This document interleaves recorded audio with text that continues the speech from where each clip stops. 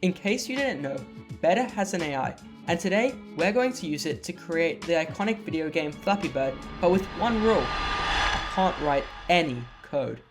So to start, I asked it to code me Flappy Bird, simple as that, and here's what it generated.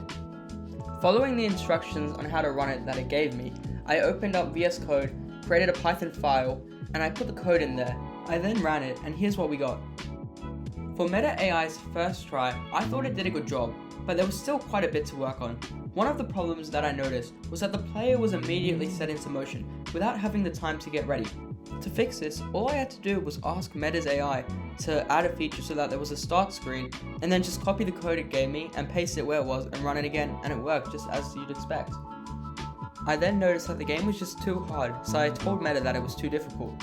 But I don't think I was specific enough because all it did was make jumping have more of an effect. To fix this, I asked it something a bit more specific, and here's the result we got.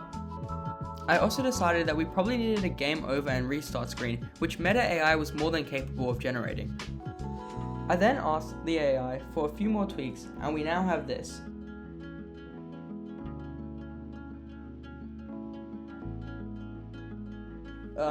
That should not happen. But just going over to Meta AI, asking it to fix that bug, and now we were left with this.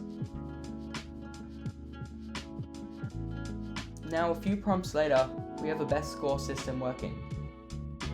I thought that Meta had done a good job on getting the basics in place, and now it was time for some artwork. But this is where the AI didn't perform that well. After a few prompts, the best artwork I could get for the bird was this, and it isn't that great. I also asked Meta to give me a background for the game, but that also didn't work out well. I then asked Meta to implement the artwork into the game, but instead of adding images, it just changed the color of objects and added a pixelated background. I thought that this actually looked better than the artwork it had generated, and decided to keep it in the game. After asking Meta to fix a few bugs and make a few changes to the game, we were left with this. I would say that Meta AI is great, but still needs some work to catch up to a product like ChatGPT. I hope you enjoyed the video. Don't forget to like and subscribe.